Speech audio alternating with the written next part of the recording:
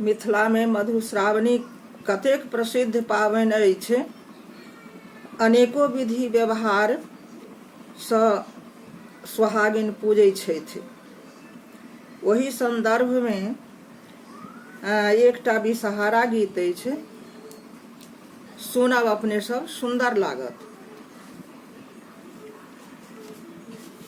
ओहिसँ पहिले कनिक सावन में की सब विशेषता थे, अहू चीज के कनिक सुन लेल जाय। सावन सुंदर सुहावन, सावन में 7 सुहागिन पूजै छथि नाग नागिन।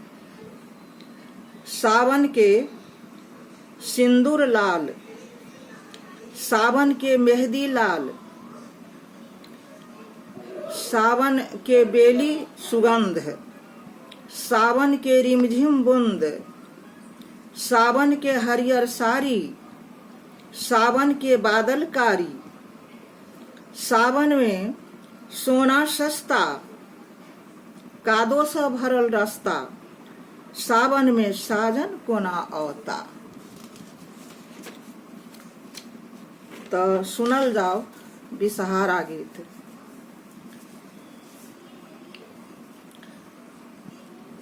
हमर बिषहरि छथि पाँचो कुमारी, जगत हितकारी, कोनक हम पूजब हे बिषहरि के। हमर बिषहरि छथि पाँचो कुमारी, गौरी के दुलारी, कोनक हम पूजब हे बिषहरि के। कोनक हम पूजब हे बिषहरि के।